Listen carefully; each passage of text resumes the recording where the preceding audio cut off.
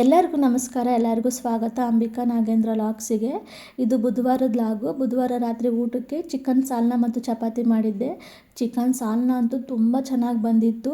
Chicken ಸಾಲ್ನ ಜೊತೆಗೆ ಪರೋಟ ಅಂತೂ ತುಂಬ ಚೆನ್ನಾಗಿರುತ್ತೆ. ಕಾಂಬಿನೇಷನ್ ಒಳ್ಳೆ ಕಾಂಬಿನೇಷನ್. ಆದರೆ ನಾನಿಲ್ಲಿ ಹೆಲ್ದಿಯಾಗಿರಲಿ ಅಂತ ಚಪಾತಿ ಮಾಡ್ತಾಯಿದ್ದೀನಿ. ನಾನು ಪರೋಟ ಮಾಡೋದೇ ಇಲ್ಲ ಅಂತಲ್ಲ, ಆದರೆ ಇವತ್ತು ಚಪಾತಿ ಮಾಡ್ತಾಯಿದ್ದೀನಿ ಅಷ್ಟೇ. ಪರೋಟನೂ ಮಾಡ್ಕೊತಾ ಇರ್ತೀವಿ ನಾವು ಅವಾಗ. ಇದಕ್ಕೆ ಪರೋಟ ಜೊತೆಗೆ ಅಂತಲ್ಲ, ಇದು ದೋಸೆ ಮತ್ತು ಇಡ್ಲಿ, ಚಪಾತಿಗೆಲ್ಲ ತುಂಬ ಚೆನ್ನಾಗಿರುತ್ತೆ. ನಾನಿಲ್ಲಿ ಚಪಾತಿಗೆ ಹಿಟ್ಟನ್ನು ಕಲಿಸ್ತಾ ಇದ್ದೀನಿ. ಎಣ್ಣೆ ಮತ್ತು ಉಪ್ಪು ಹಾಕ್ಬಿಟ್ಟು ಚೆನ್ನಾಗಿ ಮಿಕ್ಸ್ ಮಾಡಿಬಿಟ್ಟು ಆಮೇಲೆ ಸ್ವಲ್ಪನೇ ನೀರು ಹಾಕ್ಕೊಂಡು ಕಲಿಸ್ತಾ ಇದ್ದೀನಿ. ಹಿಟ್ಟನ್ನು ಚೆನ್ನಾಗಿ ನಾದ್ತಾ ಇದ್ದೀನಿ. ನಾದಷ್ಟು ಚಪಾತಿ ತುಂಬ ಸ್ಮೂತಾಗಿ ಸಾಫ್ಟಾಗಿ ಬರುತ್ತೆ, ಹಂಗಾಗಿ ಚೆನ್ನಾಗಿ ನಾದ್ತಾ ಇದ್ದೀನಿ. ನಾನಿಲ್ಲಿ ಚಪಾತಿನ ಎಣ್ಣೆಲೆ ಲಟ್ಟಿಸಿ ಎಣ್ಣೆಲೆ ಬೇಯಿಸ್ತೀನಿ, ಹಂಗಾಗಿ ಇನ್ನೂ ಸಾಫ್ಟಾಗಿ ಬರುತ್ತೆ. ಮುಂದೆ ಅದನ್ನು ಸಹ ಶೇರ್ ಮಾಡ್ತಾ ಇದ್ದೀನಿ. ಈಗ ಅದರ ಮೇಲೆಲ್ಲ ಎಣ್ಣೆ ಹಚ್ಬಿಟ್ಟು ಎತ್ತಿಡ್ತಾ ಇದ್ದೀನಿ. ಇದನ್ನು ಎತ್ತಿಟ್ಟಿದ ನಂತರ ನಾನಿಲ್ಲಿ ಚಿಕನ್ ವಾಶ್ ಮಾಡಿದ್ದೀನಿ. ಅಂದರೆ ನಾನಿಲ್ಲಿ 1.5 kg ಅಷ್ಟು ಚಿಕನ್ ತೊಗೊಂಡಿದ್ದೀನಿ. ಯಾವಾಗಲೂ ಒಂದೇ ಥರ ಗ್ರೇವಿ ಮಾಡ್ಕೊಳೋದಕ್ಕಿಂತ ಒಂದೊಂದು ಥರ ಮಾಡಿಕೊಡ್ತಿದ್ರೆ ಮಕ್ಕಳಿಗೂ ಸಹ ಇಷ್ಟ ಆಗುತ್ತಲ್ವ. ಹಂಗಾಗಿ ಚಿಕನ್ ಸಾಲ್ನ ಮಾಡಿ ನೋಡಿ, ತುಂಬ ಚೆನ್ನಾಗಿರುತ್ತೆ ಮಾತ್ರವ.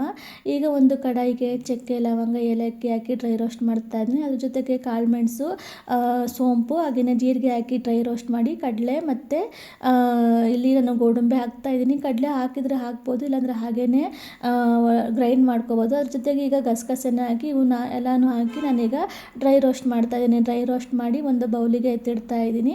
ಇದನ್ನು ಎತ್ತಿಟ್ಟಿದ ನಂತರ ನಾನಿಲ್ಲಿ ಇವಾಗ ಮಸಾಲ ರುಬ್ಕೊಳಕ್ಕೆ ಇಲ್ಲಿ ಒಂದು ಜಾರಿಗೆ ಸಣ್ಣ ಈರುಳ್ಳಿ ಇಲ್ಲಾಂದರೆ ದಪ್ಪ ಈರುಳ್ಳಿನಾರ ಬಳಸ್ಬೋದು, ಬೆಳ್ಳುಳ್ಳಿ, ಶುಂಠಿ, ಹಾಗೆ ಡ್ರೈ ರೋಸ್ಟ್ ಮಾಡಿದ್ದಂತಹ ಮಸಾಲೆಗಳು, ಕಾಯಿ ತುರಿ, ಕೊತ್ತಂಬರಿ ಸೊಪ್ಪು, ಪುದೀನ ಸೊಪ್ಪು, ಒಂದು 3 ಹಸಿಮೆಣ್ಸಿನ್ಕಾಯಿ, ಹಾಗೆ ಒಂದು ಸ್ವಲ್ಪನೇ ನೀರು ಹಾಕ್ಕೊಂಡು ಇದನ್ನು ನುಣ್ಣಗೆ ರುಬ್ಕೋಬೇಕು. ಆವಾಗಲೇ ರುಚಿ ಮಾತ್ರ ತುಂಬ ಚೆನ್ನಾಗಿ ಬರೋದು.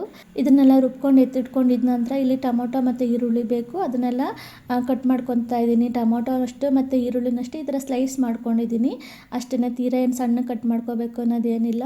ಅದನ್ನು ಕಟ್ ಮಾಡ್ಕೊಂಡಿದ ನಂತರ ಈಗ ಒಂದು ಕಡಾಯಿಗೆ ಎಣ್ಣೆ ಹಾಕ್ತಾ ಇದ್ದೀನಿ. 3-4 ಚಮಚ ಎಣ್ಣೆ ಹಾಕಿ ಅದು ಬಿಸಿ ಆದಮೇಲೆ ಪಲಾವ್ ಎಲೆ, ಚಕ್ಕೆ, ಲವಂಗ ಹಾಕ್ಬಿಟ್ಟು ಫ್ರೈ ಮಾಡಿ, ಈಗ ಕಟ್ ಮಾಡಿದ್ವಲ್ಲ ಅದನ್ನು ಈರುಳ್ಳಿ ಹಾಕಿ ಫ್ರೈ ಮಾಡಬೇಕು. ಈರುಳ್ಳಿ ಒಂದು ಸ್ವಲ್ಪ ಸಾಫ್ಟ್ ಆದಮೇಲೆ ಒಂದು 3 ಹಸಿಮೆಣ್ಸಿನ್ಕಾಯಿ ಹಾಕಿ ಫ್ರೈ ಮಾಡಿದ್ಮೇಲೆ ಟೊಮೊಟೊ ಹಾಕಿ ಫ್ರೈ ಮಾಡ್ಕೋಬೇಕು. ಟೊಮೊಟೊ ಸಾಫ್ಟ್ ಆದಮೇಲೆ ನಾನಿಲ್ಲಿ ಸಣ್ಣದಾಗಿ ಕಟ್ ಮಾಡಿರುವಂತಹ ಕೊತ್ತಂಬರಿ ಸೊಪ್ಪು ಮತ್ತು ಪುದೀನ ಸೊಪ್ಪು ಹಾಕ್ತಾಯಿದ್ದೀನಿ. ಹಾಕಿದರೆ ಹಾಕ್ಬೋದು, ಇಲ್ಲಾಂದರೆ ಹಾಕಲಿಲ್ಲ ಅಂದರೂ ನಡೆಯುತ್ತೆ.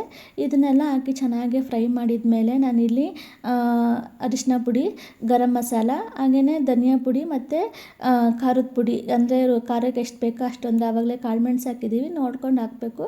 ಇದನ್ನೆಲ್ಲ ಹಾಕಿ ಚೆನ್ನಾಗೀಗ ಫ್ರೈ ಮಾಡಬೇಕು. ಇದನ್ನು ಫ್ರೈ ಮಾಡಿದ ನಂತರ ನಾನಿಲ್ಲಿ ಚಿಕನ್ ಸೇರಿಸ್ತಾ ಇದ್ದೀನಿ. ಚಿಕನ್ ಅಷ್ಟನ್ನು ಸೇರಿಸಿ ಚೆನ್ನಾಗಿ ಮಿಕ್ಸ್ ಮಾಡ್ಕೋಬೇಕು. ಮಸಾಲೆ ಎಲ್ಲ ಚೆನ್ನಾಗಿ ಹೊಂದ್ಕೋಬೇಕು, ಅಂದರೆ ಎಣ್ಣೆಯಲ್ಲಿ ಫ್ರೈ ಆಗಬೇಕು ಚಿಕನ್. ಆ ರೀತಿ ಒಂದು 5 ನಿಮಿಷ ಚೆನ್ನಾಗಿ ಫ್ರೈ ಮಾಡ್ಕೋಬೇಕು. ನೋಡಿ ಎಷ್ಟು ಚೆನ್ನಾಗಿ ಹೊಂದ್ಕೊಂಡಿದೆ ಅಂದರೆ, ಎಷ್ಟು ಚೆನ್ನಾಗಿ ಕಾಣಿಸ್ತಿದ್ದೇನೆ ಅಂತನೂ, ತುಂಬ ಚೆನ್ನಾಗಿ ಕಾಣಿಸ್ತಾ ಇದೆ. ಈಗ 5 ನಿಮಿಷ ಫ್ರೈ ಮಾಡಿದ ಮೇಲೆ ರುಬ್ಕೊಂಡಿದ್ವಲ್ಲ ಮಸಾಲೆನ ಈಗ ಸೇರಿಸ್ತಾ ಇದ್ದೀನಿ.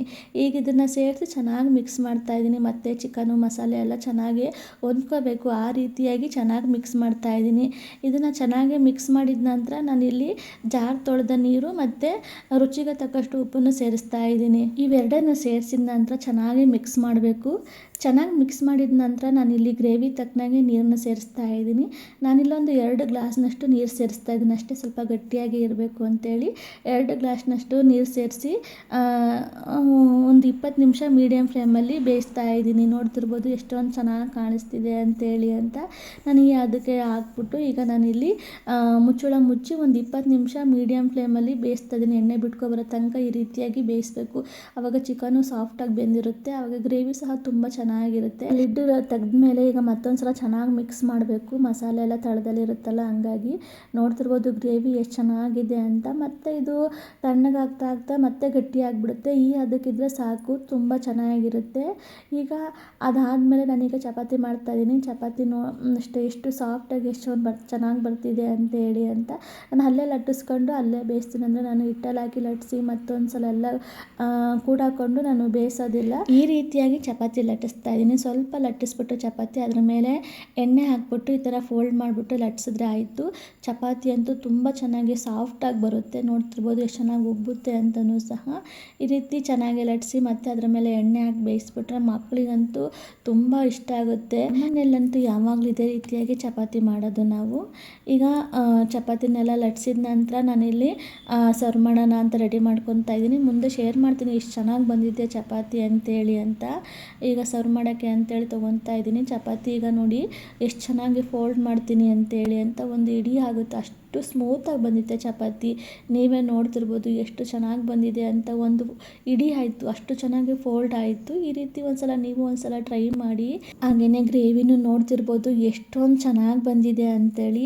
ವಾವ್, ತುಂಬ ಚೆನ್ನಾಗಿ ಕಾಣಿಸ್ತಾ ಇದೆ ಮಾತ್ರ. ಇದೇ ರೀತಿ ನೀವು ಒಂದ್ಸಲ ಟ್ರೈ ಮಾಡಿ ನೋಡಿ ಹೇಗೆ ಬಂದಿದೆ ಅಂತೇಳಿ ಕಾಮೆಂಟ್ ಮಾಡಿ. ಈ ವಿಡಿಯೋ ಇಷ್ಟ ಆಗಿದ್ರೆ ಲೈಕ್ ಮಾಡಿ, ಹಾಗೆಯೇ ಸಬ್ಸ್ಕ್ರೈಬ್ ಆಗಿ ಸಪೋರ್ಟ್ ಮಾಡಿ.